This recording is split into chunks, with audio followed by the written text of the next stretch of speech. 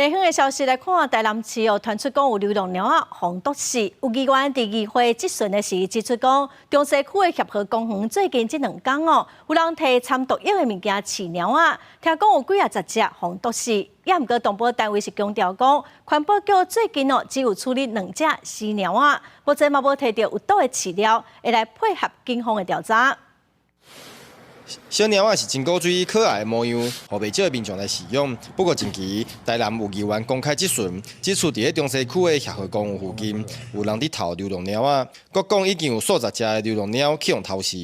遐个这2天吼，这几天啊吼，遐阿伯啊伫遐扫公园吼，个抓着15只、15只的死猫啊，迄拢是人毒死的。啊，佮一个吼。 我见到抓着7只，就这2天而已啊。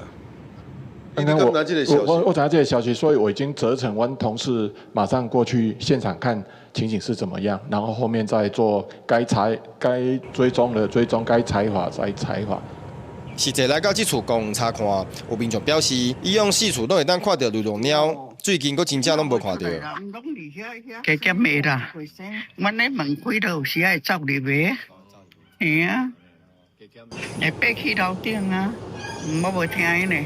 我是惊人个暗时啊骑乌托邦啊吼，迄动线着，迄袂一定啦。有时是遮济因猫啊伫遐耍啊。啊，即摆？即摆都无啊。今仔你看连一只嘛无。讲人个偷猫暗晡啊，话啊，偷猫啊。安尼吼，啊偷猫这，敢会讲这爱食无好啦？无好着啦。